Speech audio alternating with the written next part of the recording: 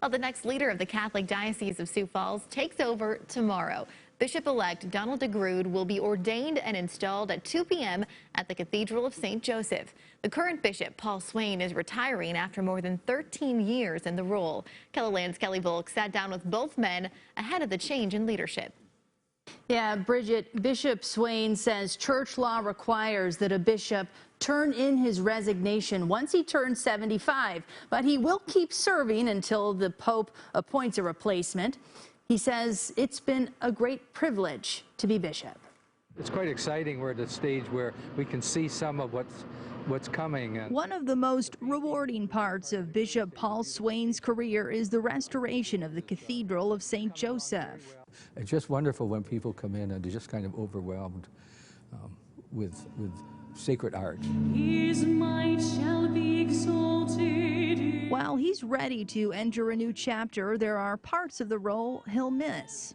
You know, I enjoyed confirmations, particularly being with the young people and traveling around the diocese, and it's a big diocese, and just being out with the parishes and the people. But I can still do some of that as a retired bishop. But the past several years haven't been easy. What's been the most challenging part of being a bishop?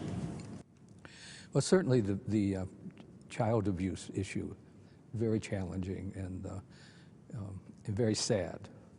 And so speaking with victims and trying to provide some healing to help them to heal. The merging of rural parishes also proved to be challenging. Soon it will be up to Bishop-elect Donald DeGrood to lead the Catholic churches of eastern South Dakota. I really am looking forward to settling in, and I'm at the place now personally where with the processing and prayer and all of that stuff, it's like now I'm ready.